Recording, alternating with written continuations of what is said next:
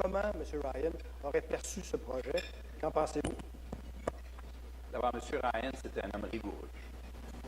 Ce qu'il a écrit, là, ça vaut la peine de reprendre. Il part de la prémisse que nous, les libéraux, et nous, les Québécois, parce que je pense que c'est vrai pour l'ensemble des Québécois, nous voulons vivre dans une société qui nous permet de jouir de la plus grande liberté possible. Bon.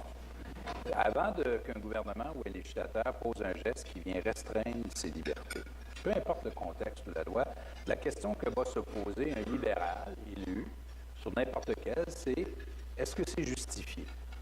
Il y a des circonstances pour justifier la restriction. Et un bon exemple de ça, c'est le débat sur la langue au Québec. Sur la langue au Québec, il y a des restrictions. Il y a un consensus qui s'est développé au fil des ans.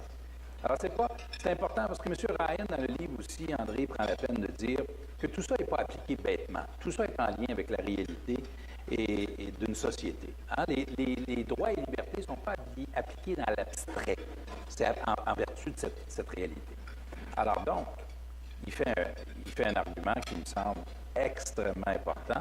Avant de restreindre, il faut faire la démonstration que c'est justifié.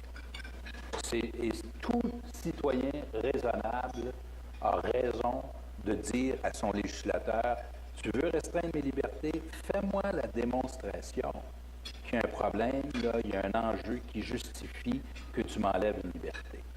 Posons-nous la question dans le contexte suivant. Le revers de la médaille, le pire des scénarios, c'est quand on fait des lois fondées sur la peur de l'autre. Quand on fait des lois fondées sur l'ignorance. Quand on fait des lois qui flattent les préjugés des gens.